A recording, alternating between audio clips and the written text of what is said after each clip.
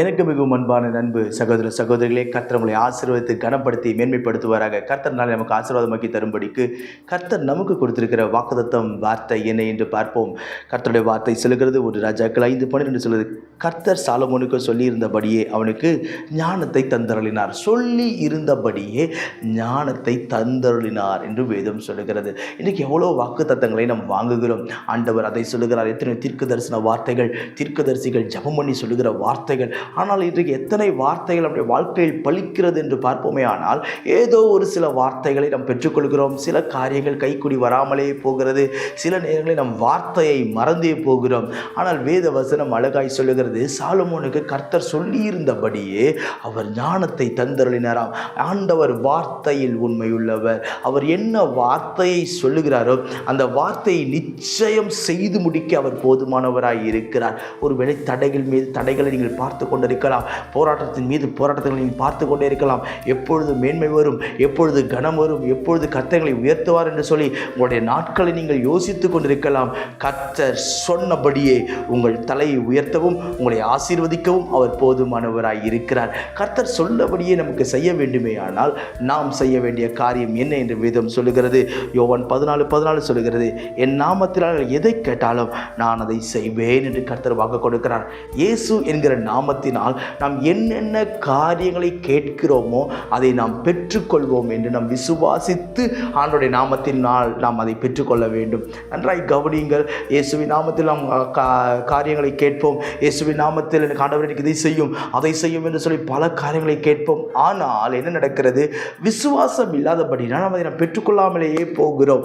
இன்றைக்கு இயேசு என்கிற நாமத்தினால் நீங்கள் என்னென்ன காரியங்களை கேட்கிறீர்களோ அத்தனை காரியத்தையும் கர்த்தர் உங்களுக்கு வாய்க்க பண்ணுவார், உங்களுக்கு கொடுப்பார். உங்களை கனப்படுத்தி உங்களை மேன்மைப்படுத்த அவர் போதுமானவராய் இருக்கிறார். நீங்கள் ஒன்றுக்கும் குறைவுபட்டு போவதே இல்லை. கர்த்தர் நாள் முழுதும் உங்களை ஆச்சரியமாய் நடத்துவாராக. நான் உங்களுக்கு ஜெபிக்கிறேன். பரலோக பிதாவே, இந்த வார்த்தையெல்லாம் கேட்கிற என் அன்பு சகோதர சகோதரிகள் ஒவ்வொருவருக்கும் நான் ஜெபிக்கிற சுவாமி, ஆண்டவரே, இந்த நாளையும் கர்த்தரை ஆசீர்வதிப்பீராக, மேன்மைப்படுத்துவீராக, கனப்படுத்துவீராக.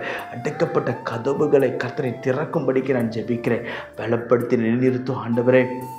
அப்பா, ஸ்தோத்திரம் ஆண்டவரே. கேட்கிற காரியத்தை உங்களுடைய நாமத்தில் நாங்கள் பெற்றுக்கொள்வோம் என்ற விசுவாசத்தோடு நாங்கள் கேட்டு உங்களுடைய கருத்தில் நாங்கள் ஆசீர்வாதங்களை பெற்றுக்கொள்ள கர்த்தர் கிருபை தாரும். இதே போல் என்னென்ன காரியங்கள் எல்லாம் வேண்டும் என்று என் பிள்ளைகள் கேட்கிறார்களோ அத்தனையும் கொடுத்து ஆசீர்வதிப்பீராக, மேன்மைப்படுத்தும். இயேசுவின் நாமத்தில் ஜெபிக்கிறேன் ஜீவனுள்ள பிதாவே. ஆமென், ஆமென். God bless you. எனக்கு மிகவும் பிரியமான என் அன்பு சகோதர சகோதரிகளின் ஒவ்வொருவரையும் சந்திப்பதில் அதிக மகிழ்ச்சி அடைகிறேன். வெகு நாள் காத்திருப்பு இருதயத்தை இளைக்க பண்ணும், விரும்பினது வரும்பொழுதோ ஜீவ விருட்சம் போல் இருக்கும் என்று கர்த்தருடைய வார்த்தை சொல்லுகிறது. கடந்த சில வருடங்களாகவே நமக்கு ஒரு ஆராதனை செய்வதற்கு ஒரு இடம் வேண்டும் என்று சொல்லி நாம் ஜெபித்து கொண்டிருந்தோம்.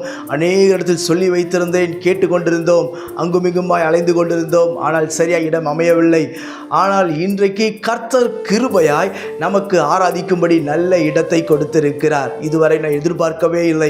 ஆயத்தமாக்கப்பட்ட ஒரு மேல் வீட்டை கர்த்தர் நம்முடைய ஊழியம் நடத்தும்படி ஒவ்வொரு ஞாயிற்றுக்கிழமையும் மாலையில் 6 மணியிலிருந்து 8:30 மணி வரை நாம் இணைந்து கர்த்தரை ஆராதிக்க போகிறோம். பிரியமானவர்களே, என் அன்பு ஜனங்களே, நீங்கள் எந்த சபைக்கும் போகாத ஒரு ஆளாய் இருந்தால், நீங்கள் இயேசு யார் என்று அறிந்து கொள்ள வேண்டும் என்று விரும்பினால், ஒருவேளை வியாதி இருந்தால், பிரச்சனைகள் இருந்தால், கஷ்டங்கள் இருந்தால், துக்கங்கள் இருந்தால், உங்கள் யாவரையும் நான் அன்போடு வரவேற்கிறேன்.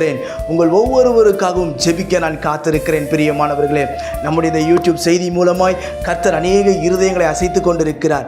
எனவே நீங்கள் இது அருகிலே யாராவது இருப்பீர் என்று சொன்னால், சென்னையில் இருப்பீர் என்று சொன்னால், உங்கள் யாவரையும் நான் அன்போடு வரவேற்கிறேன். நாம் இணைந்து கர்த்தரை ஆராதிப்போம், கர்த்தருடைய ராஜ்யத்தை கட்டுவோம்.